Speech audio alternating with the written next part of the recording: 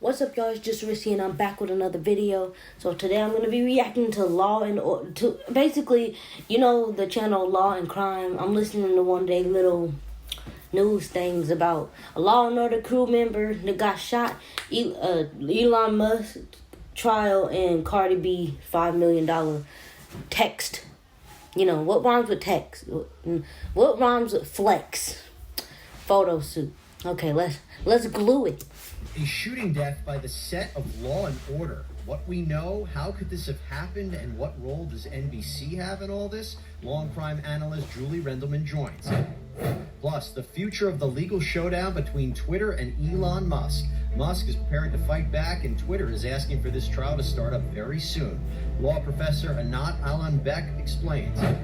And Cardi... Wait, I thought that Elon Musk was about to buy Twitter. So why all of it... See, I obviously wasn't keeping up with all this, but why all of a sudden is there a lawsuit going on between... going on between Twitter and Elon Musk? B is apparently ready to testify in a $5 million lawsuit. Entertainment attorney Jonathan Handel breaks it down.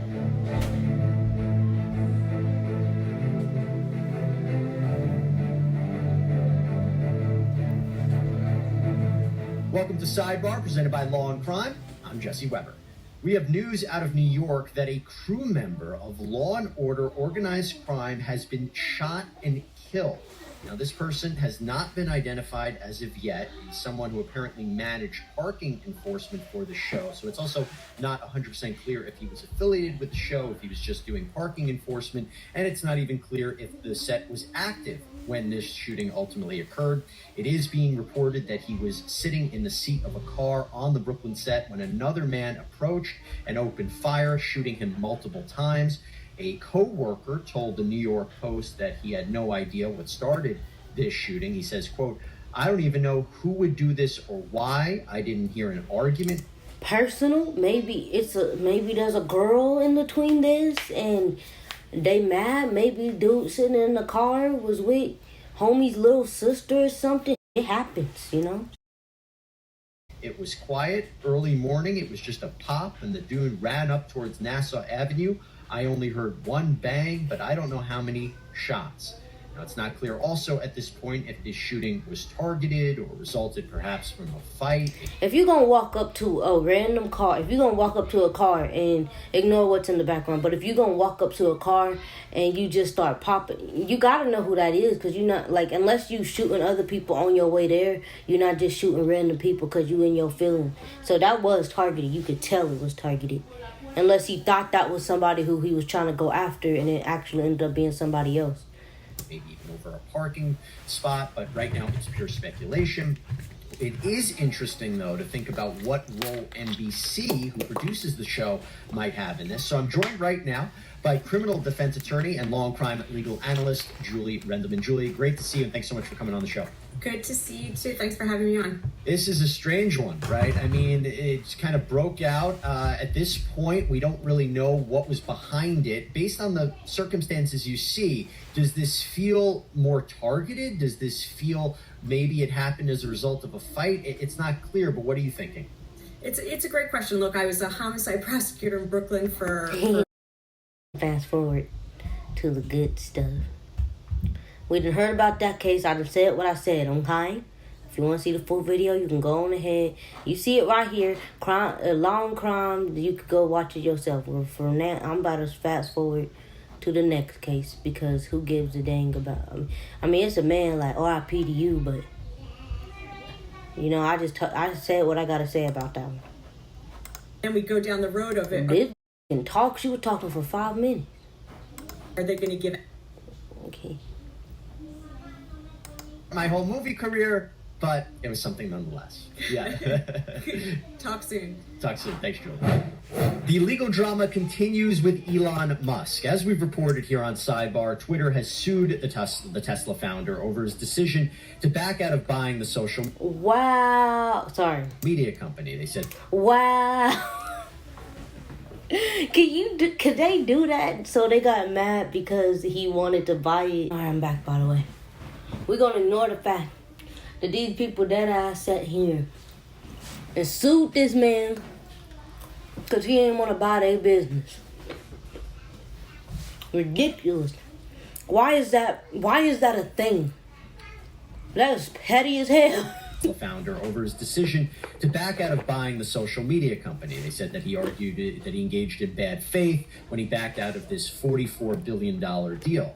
But Musk has defended his actions. He's saying it was Twitter's fault. It was Twitter who actually didn't disclose to him all this information about fake bot accounts, that they fired 2 managers without his knowledge. And it is being reported at this point that Musk is ready to countersue Twitter. And he's also...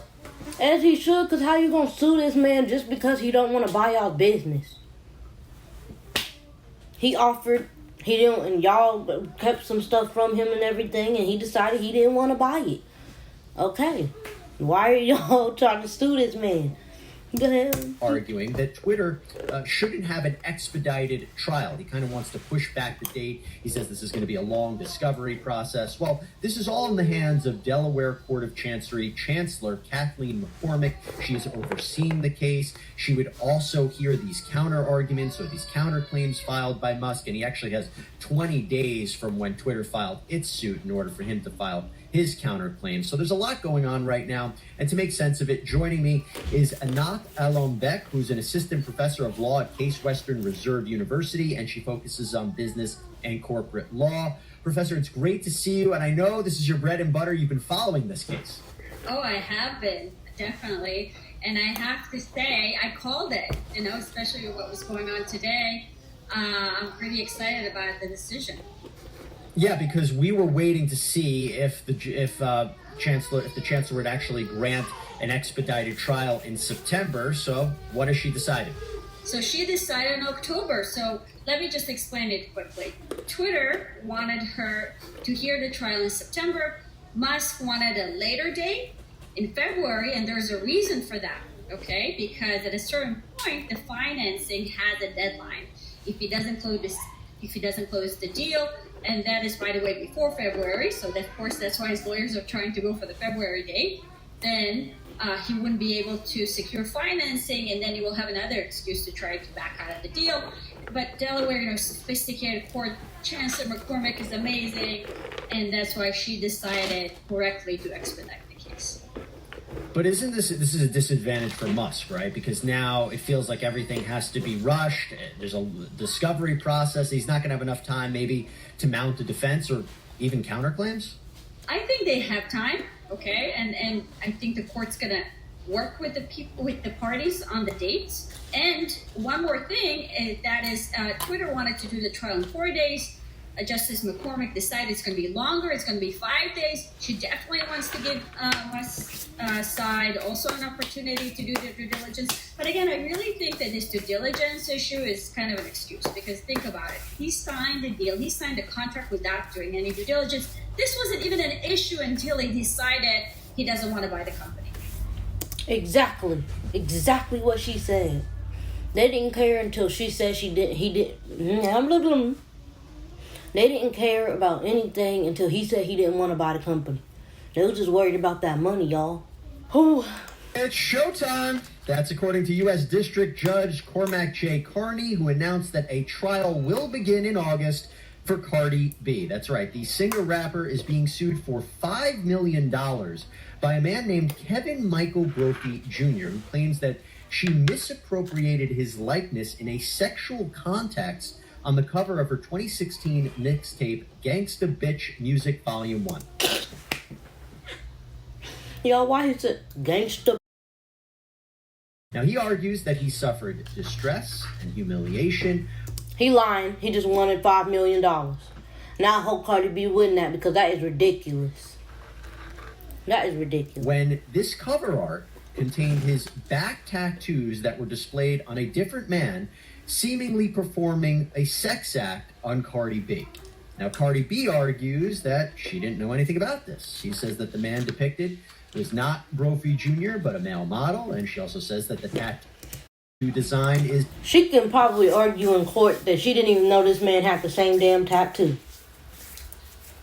It's just a man. They happen to have the same damn back tattoo, and he was in the video, and he was in the cover art, and he was doing this sexual, stance because it's Cardi B and all her songs are sexual.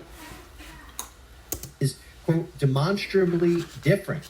Now, the Judge Carney, said, quote, I don't think this case is a complex case, but I think it is a very interesting case, and it's one I think the jurors would enjoy. I'd like them to know this case before they think about whether they want to get off the case or not.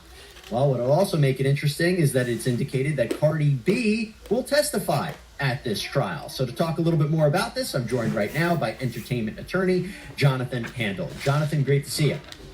Great to be with you. So let's talk a little bit about this. I mean, this is an interesting case. Clearly, the judge wants a jury to hear it. When he says it's not a complex one, does he mean that he thinks that Cardi B might lose it? Well, I'm not sure quite what he means by that. It's not complex because that's stupid. There's more than one people. I don't know what tattoo he got. I didn't see the freaking goddamn cover art or nothing. But there can be more than one. I know there's more than one person with a butterfly tattoo. There's probably a dragon or something too. Probably something that is like. And still, blah blah blah. That it's not just showtime. Frankly, to me, this is law school exam time. This is really a case that appears to balance on a knife's edge. Because there, as it was reported out, there are enough changes to the tattoo, to the apparent fact that it's a male model, it's not the original guy, that you have to ask, okay, is this enough? Is this transformative enough? Is this different enough that he would not have suffered, in fact, real distress? I mean, now he's. Most people ain't gonna walk down the street and be like, oh my gosh, look at his back tattoo. That must be the dude in the fan art. Not fan art, what the f is it called? That must be the dude in the art, album cover, whatever, art cover, whatever. We should smack his ass. No, I doubt it, weirdo. He just want $5 million. Money hungry and don't want to work for it. He's claiming, the plaintiff is claiming that family and friends humiliated him and were aware. Okay, sue them. Oh wait, they probably don't got money, do they? Actually, I don't even know who this man that said this is. But the point is, Cardi wasn't the one making fun of you. Your friends and family was, so you should sue them, not her. Became aware that this was his tattoo and identified him or claimed, well, look what you're doing with Cardi and so forth. So, But I know, okay, I know y'all seen somebody who has who look kind of like you or whatever. Somebody that got maybe the same hairdo as you or the same clothes or same outfit, same shirt or anything. And you see them and somebody, your family member or friend or something be like, this you? That you over there? Look at you. Why you over there looking like this? Why you doing that? Making fun of you and in fact actually also making fun of the other person. They teasing you, so basically he can't take a joke. I definitely need to, hold on. That was nasty. So he can't take a joke. And so he decided that he wanted to, even though it's not him, and the tattoo's not exactly his, he wants to sue for $5 million, sue Cardi for $5 million just so he can get paid. Yeah, right. On the other hand, assuming that in fact it clearly was a male model, it's not the same guy. And so, where are we left? We're left with a very interesting case and a judge who clearly is enthusiastic about running a trial. I guess it also becomes a question of damages, right? I mean, how do you quantify this distress and humiliation that you allegedly suffered? Because again, if you take his point of view, he wakes up, sees his back tattoos on the cover of this guy performing a sex act on Cardi. Didn't somebody just try to sue Cardi already? Like a female or something? And lost? He never acknowledged that. He never consented to that. He feels he was slighted. He feels his image was misappropriated. Because it's not about him. His face ain't on the thing. Nobody asked him to be in the thing. He is not on the cover cover art. So it's not him. It's not him. So it shouldn't be hurting him. He can mind his business. Created. And so you can understand his point of view. I guess, how do you quantify it? It's very hard to quantify that, and it becomes a question of how, shocked the jury is if in fact they they do find for the plaintiff. It is certainly true that the law finds sex and disease to be two subjects that are very sort of inherently, and there's no disease in this case, but I just only mentioned that, to be two aspects that are very inherently invasive of one's reputation and one's privacy. So, if he succeeds on the merits, he may be looking at a significant payout. And what about her testifying? How do you think that'll unfold? Well, whenever a celebrity testifies, it's a high voltage moment in the courtroom. There's just no doubt about that. And she's going to have to be very well coached. The witnesses often think, and defendants often think, they know better than the lawyers. They know how to run this thing. And I don't know how that's going to play out, but it will be a very interesting moment for all concerned. Yeah. Why would he? Excuse me. Excuse me again. But why would he sit here and make all this shit up? Because he's such a. Why did he make this shit up to take money from a woman who literally just had a baby? I don't know how old homie is now, a couple months or something. Taking money from a woman who just had a baby and got another daughter also. Why are you taking, I know this woman rich as hell. I know. What, $5 million? You gonna take $5 million away from a woman? Yeah, he is a money hungry idiot who don't want to work for his own shit. He just want to sue people. That's probably how he get his money. He probably sue people. How did he come up with the number 5 million? How did he come up with $5 million? He trying to come up off of somebody else. You think it'd be tough to get an impartial jury in a case about Cardi B and this cover and what's being portrayed? No, I do think that you can find a jury that that will listen impartially here, and it may not. I think it's gonna be a jury of 8. Everybody gonna be like, if it's not him in the everybody in the jury should be like, oh, if it's not him in the photo, and she wasn't trying to make it look like him in the photo, then it shouldn't be a problem for him. He should be suing his family and friends, not Cardi B, because they're the ones making fun of him. Just because he has a similar tattoo does not mean that they are trying to make it look like him. Is what they're suggesting, rather than 12, which is permitted in civil trials in federal court, but I believe may require a unanimous verdict, which adds yet another interesting twist to the case. With a 12 jury, you could have a non-unanimous verdict.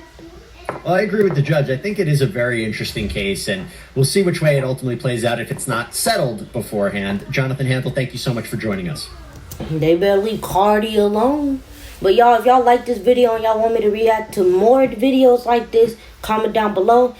If y'all haven't watched my other videos, please go like them. Like, comment, subscribe. Bye.